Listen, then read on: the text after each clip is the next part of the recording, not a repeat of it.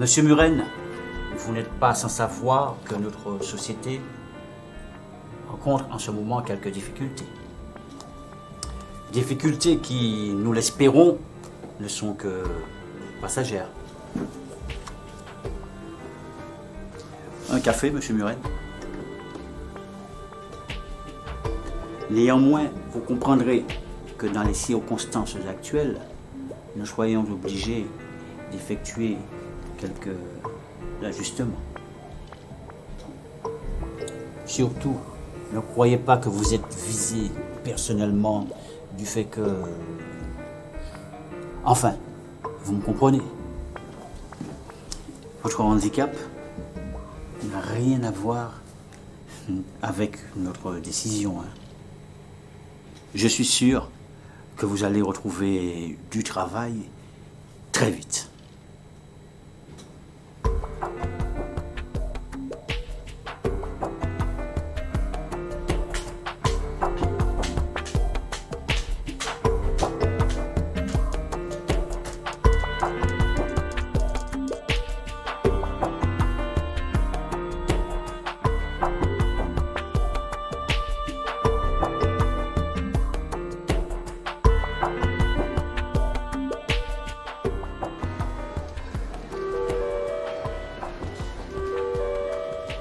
Ça faisait 20 ans que je n'étais pas retournée en Martinique. Et après tout ce temps passé à Marseille, je crois que j'avais presque oublié la chaleur du pays et celle de ses habitants. Anne-Marie Casinet était bien la dernière personne que je croyais rencontrer à l'aéroport du Lamentin. Et pourtant, elle était bien là, accompagnée de son mari Amédée. Je ne le savais pas encore, mais ces deux-là allaient bouleverser mes convictions les plus profondes. Tu le vois? Tu le connais, il doit être le dernier à être sorti de l'avion.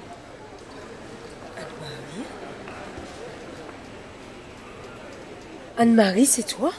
Tu ne me reconnais pas? Le lycée, Mireille Laborne. Mon Dieu, Mireille, c'est toi? Mais ça fait plus de 15 ans. Qui est-ce? Mireille Laborne, une vieille amie du lycée. Mireille, je te présente mon mari, Amédée. Enchanté. Moi de même. Ça alors, Anne-Marie mariée à un aveugle? Je n'arrive pas à le croire. Tu arrives de France? Oui. Anne-Marie, ma vieille amie, dans quoi t'es-tu laissée entraîner? Il n'y a pas assez d'hommes sur cette île. Il a fallu que tu te maries à un handicapé. Mais bien sûr qu'on pourrait se voir. Qu'en penses-tu, Amédée? Avec plaisir, mon amour. Puis tu n'as pas besoin de me le demander, voyons. Mais je le sais, mon chéri, mais pour moi, tu sais que c'est important. Que dirais-tu de jeudi 9h à la maison? En plus, tu joues les amoureuses. Oui, d'accord. Cette Amédée a dû pleurer dans tes jupes pour réussir à t'avoir. Jérôme, c'est toi? Bonjour. T'as bien voyagé? Alors, excuse-nous, Mireille, je te présente Jérôme, notre fils. Un fils? Ah, Il est un peu maigri. heureusement qu'il n'est pas aveugle aussi. Il a mangé 2-3 morceaux de la chiffre. Alors, jeudi, comme convenu? Oui, d'accord. J'y serai. Ok, au revoir.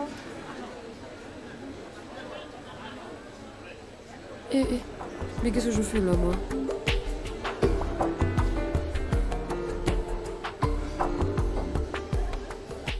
Je ne le savais pas, mais Amédée venait d'être licenciée. On avait clairement profité de son handicap. Amédée comptait sur un de ses amis pour l'aider, Michel Formas, membre de l'association pour la préparation et la promotion des artistes handicapés de la Martinique.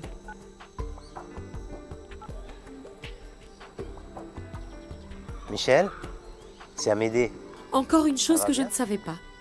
Ici, la loi oblige les entreprises de plus de 20 salariés à avoir au moins 6% de leur personnel formé de personnes handicapées. J'ai besoin que tu m'aides. Heureusement pour Amédée, son ami Michel était déterminé à faire valoir ses droits.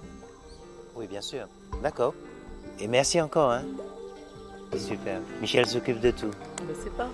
Et ton amie Mireille est invitée à la répétition de demain. Et voilà, j'étais invitée à un déjeuner d'aveugles. Décidément, mon séjour en Martinique s'annonçait mouvementé. Le lendemain matin, en arrivant chez Anne-Marie, je fus surprise de découvrir un joli petit appartement. En montant les escaliers, je me dis que mon amie devait sûrement les lui faire monter et descendre tous les jours. Pauvre Anne-Marie.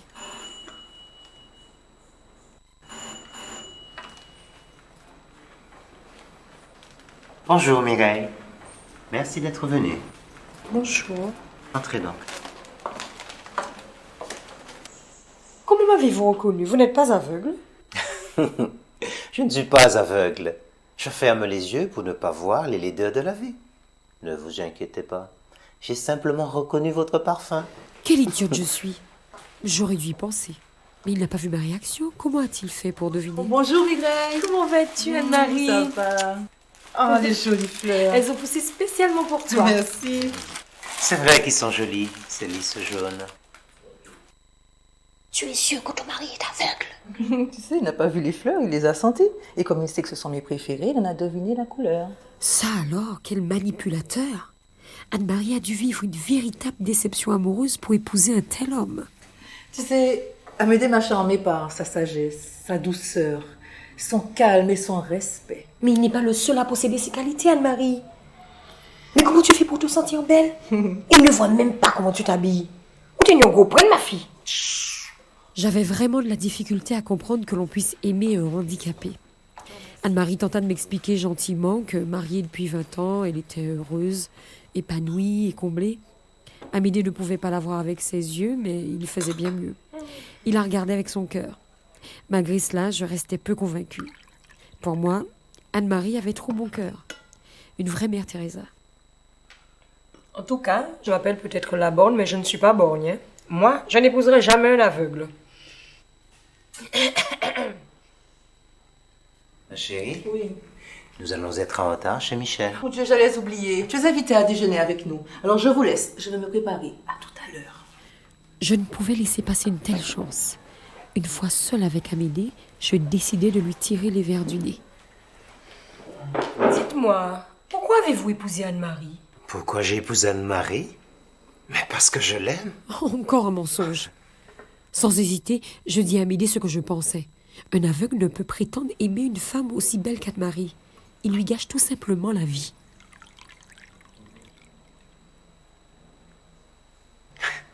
Vous ne vous arrêtez qu'aux apparences, hein.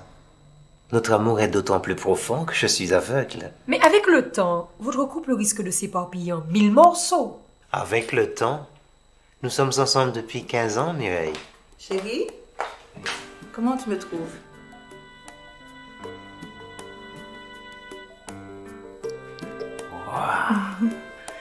Tu as mis ta robe bleu ciel. Ça te va ravir, ma colombe. Oh, merci. Je suis ta rose et tu es mon jardinier. Ma pauvre Anne-Marie, je me demande si ce n'est pas toi qui es aveugle.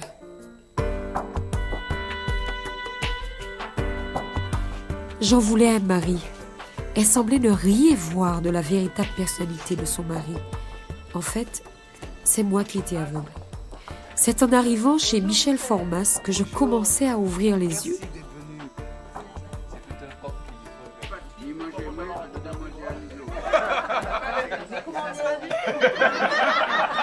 Je ne savais pas qu'ils étaient tous aussi bruyants. Oui, ils sont tous toujours aussi joyeux.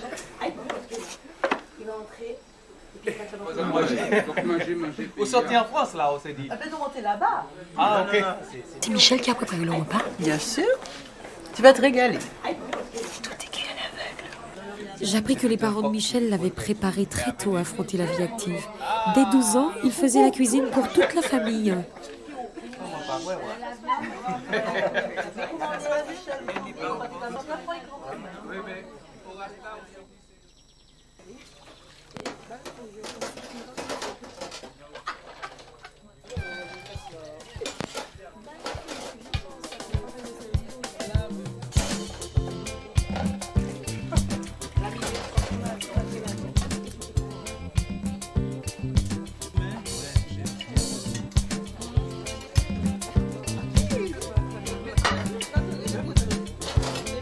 Ils jouent bien ce rôle, tu les connais? Non, mais on va demander à Michel.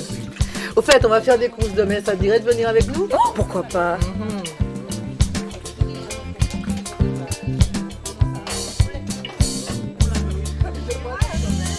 Tu m'avais pas dit. Ton mari et ses amis, ils assurent. Attends, tu vas pas me le piquer quand même. Non.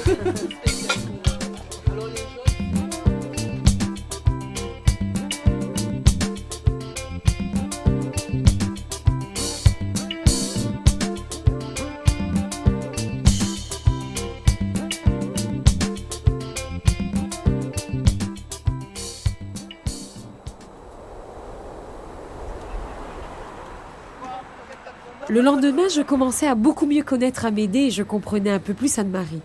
Malgré tout, je m'inquiétais un peu pour Jérôme, leur fils.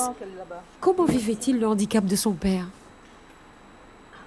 Voilà, vous êtes très bien assis.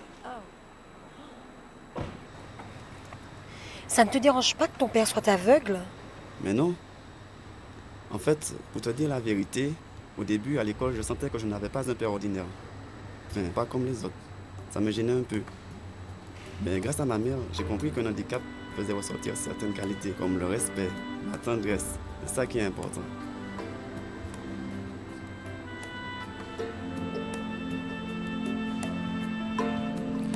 Oui, je comprends. Jérôme, Il est là. papa nous a acheté une nouvelle voiture. À une condition. C'est moi qui conduis.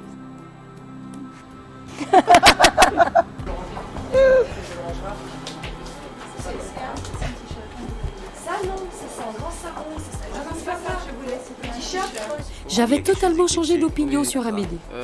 Cet homme était un être vraiment charmant. J'avais appris son licenciement et j'en étais outrée. Heureusement, Michel avait réussi à arranger les choses. Je sais pas comment il s'est débrouillé, mais c'est formidable. Michel est vraiment un ami. Hein. Merci, c'est pour moi. Tu vas voir, il fait le coup à chaque fois. 43 €, monsieur. Un peu cher, hein. Mais bon. Amédée mettait toujours une ou deux pièces de trop au montant et, sous le regard médusé de la vendeuse, on reprenait le surplus exact d'une mère assurée. Il y en a trop, monsieur. 2 € de trop. Autant pour moi.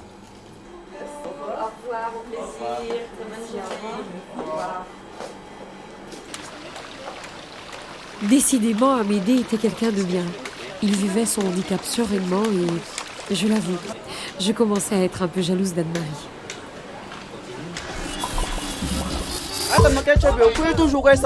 Je n'en revenais pas. Amédée, bien que bousculé, faisait la leçon à son fils. Il lui expliqua que la violence ne sert à rien et qu'il valait mieux pardonner et expliquer plutôt que de frapper et insulter. Oui, ça va. Amédée, je voudrais m'excuser. J'ai été impolie avec vous.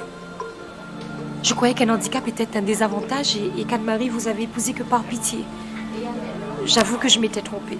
Mais ma chère Mireille, vous ne vous êtes pas trompée. Un handicap est réellement un désavantage.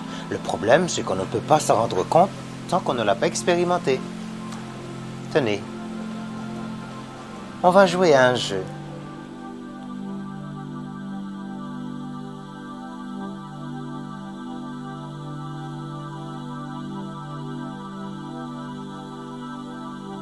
C'est notre regard qui enferme souvent les autres dans leur plus étroite appartenance. Et c'est notre regard aussi qui peut les